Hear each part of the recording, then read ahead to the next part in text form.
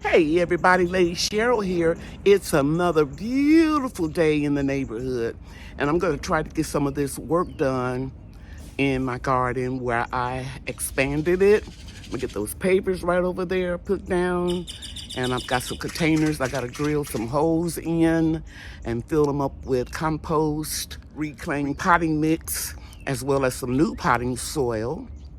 And then over here, all of these tomatoes, I'm gonna get them secured and get some worm castings put on them and some straw mulch. And I'm gonna remove all of the leaves at the bottom inside of the garden bed so that they won't touch the soil as the leaves branch out.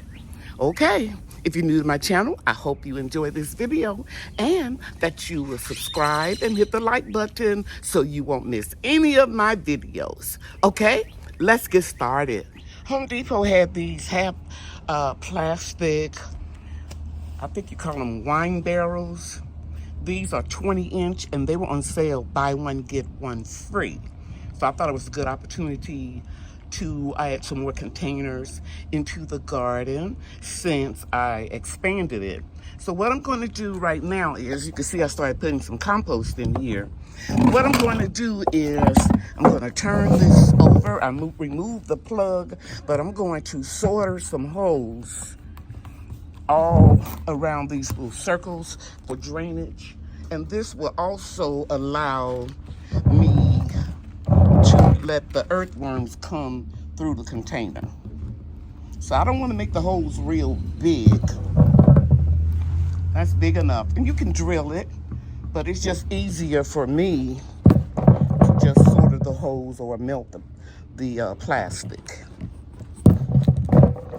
By the time I go get the drill and set everything up, I will be finished doing it this way. I'll be back and I'll show you when I finish the holes on both of the containers. And when you're doing this, guys, make sure that you do it outside where you get a lot of air circulating. The wind is not real high right now. It's only about 14 miles an hour, which I am thankful, because when it's like 25 miles an hour or more, I can't even put the umbrella up because it will lift it up and carry it away. So when I take my breaks, I can sit right over there where the umbrella is and, you know, relax. Catch my breath, then I start again. Now, this is what the container look like after I put the holes in them, because this one drainage hole is not enough. And when we in our real rainy season, March through April, we get a lot of rain, an excessive amount, and we don't want our containers to hold all of that water, because that will cause root rot in our plants. I try my best not to show the same thing over and over again in my videos, but I have a lot of new gardeners that have reached out to me, and I want to show you where I put these staples. They're 7 inches. When I overlap the paper, and I may have to do a voice over, I'm gonna try to talk a little louder because the neighbors are having their yard done. I stick them into the ground, and then I just stand on them. And you can hammer them in if you want to, but I just stand on them and get them in the ground so that the weeds and grass won't grow up in between, you know, where there's an opening. Because if there is any light or any way that that weed can see some light, believe me, it's gonna grow through. And I'm doing the same thing over there where I'm getting ready to create my little walkway.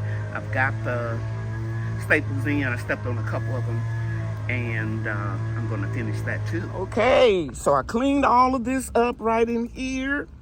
And as you can see the ground now. You can see the basil growing over there. And you can see the marigolds and the pepper plants behind there. And over here, it was so congested I couldn't hardly see in here.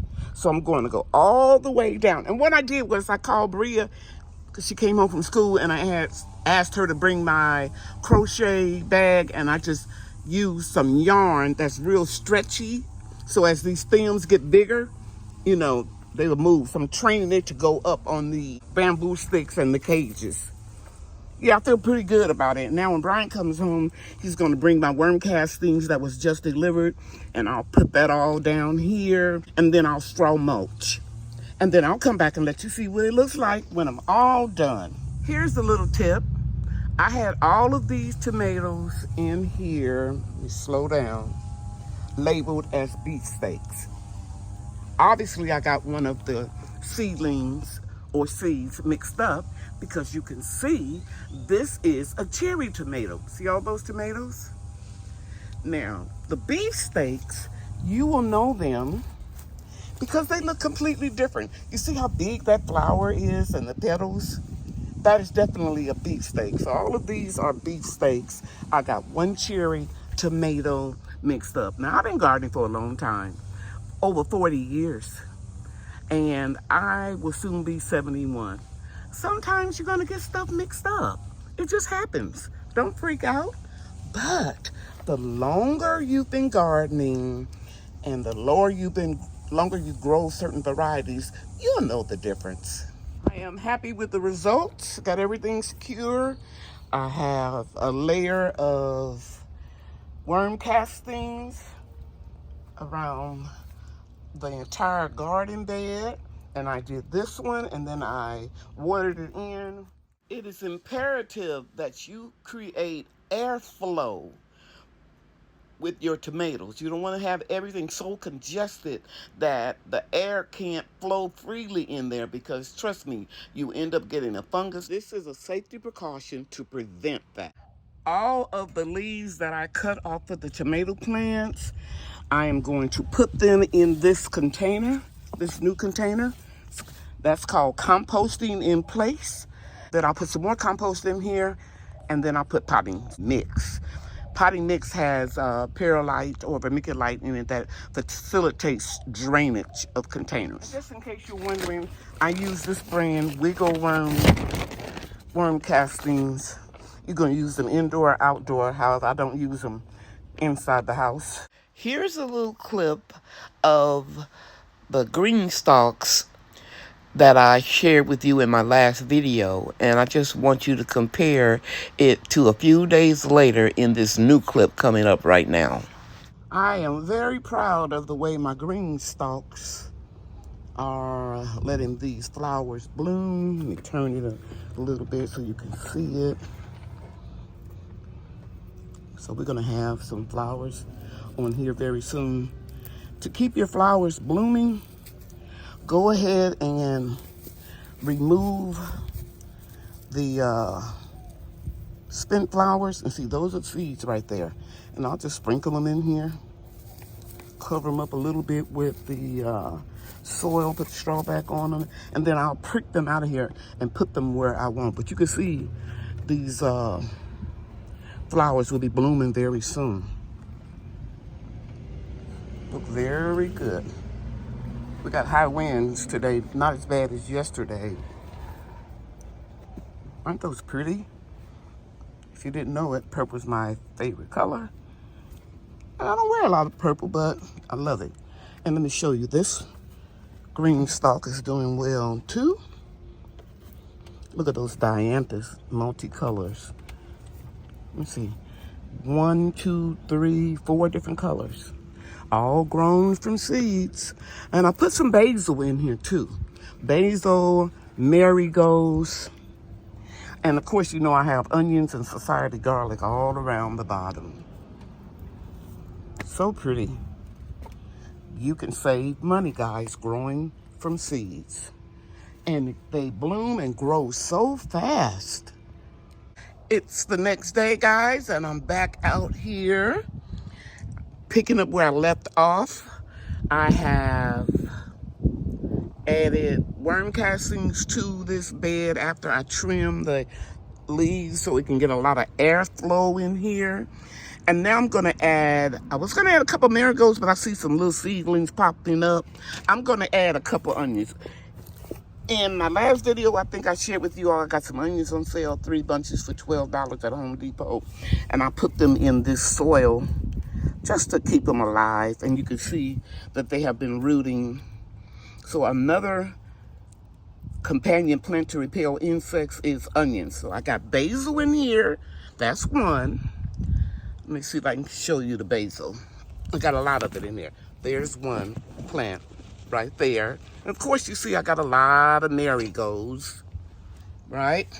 And then I have society garlic on the outskirts or the edges of the bed, some down here. And so I'm gonna plant a few onions in here too. Okay, I am so happy that I put some onions in soil because they didn't have long roots on them. The roots were about this long where my thumb is. And now you can see they have been growing tremendously well. So let me pop a few more of these into this bed. So I put one right there, and that's about 1.5 feet away from the tomato plant. You want to keep those onions about 12 inches away from your tomato plants. And there's one right there. And I think that's it. I just want you to know that I'm always starting seeds. Here is dill that I started on the 29th of last month, March. What is this? 4-3 that I started this parsley. It's getting warmer here in North Texas, so I'm gonna water this real good and let it get full sun. And when they get a nice size, then I'll start transplanting them as well. In my last video, I shared with you that I planted a pot of zinnia seeds. And you can see I've been pricking them out and putting them in various pots, like over here, and of course you can see here. And I also put some over here. The second pot that I sowed seeds in is right here. And these are marigolds. And I've been pricking them out, some every day, putting them in various pots, because I am determined that I'm going to try to keep as many insects away from my garden as possible. When I say insects, I'm talking about the predator type. So you can see I put a couple of zinnias in here and more marigolds right in front of the seat where I'll be sitting down. And I put a few in this pot as well as over here. And I removed the datura, which is a bush type moonflower, because this pot is too crowded, and I knew that I was going to be moving them, anyway. So I dug a great big hole out of here and put that moonflower over here because it's really going to take off now and grow fast. And I put some marigolds around it. Eventually, the only thing that'll be in this pot will be the moonflower. I will insert a picture of what it looks like. And so since I dug a deep hole here, I went ahead and planted some of the zinnias in here. In the pot that I have some echinacea, Texas red star hibiscus, and Mexican petunias, and of course, marigolds. I think I'm going to stop for today. I'm doing a little bit every day. And I probably would just conclude this video with the footage that I have, so I don't try not to make real long videos, but I'm just want to show you real quick the zucchini, the dwarf squash, and the butternut squash now is really taking off. And right over there is the eggplant. I moved it from out of that corner and put it into the new garden design. So I hope you enjoyed this video. I hope you learned something. If you have any questions, leave them in the comments. And I will continue transplanting seedlings and finishing up the redesign of the enlargement of the garden.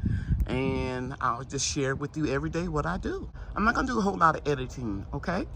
Thanks for watching, everybody. You know that I love you, and God loves you too. Bye now.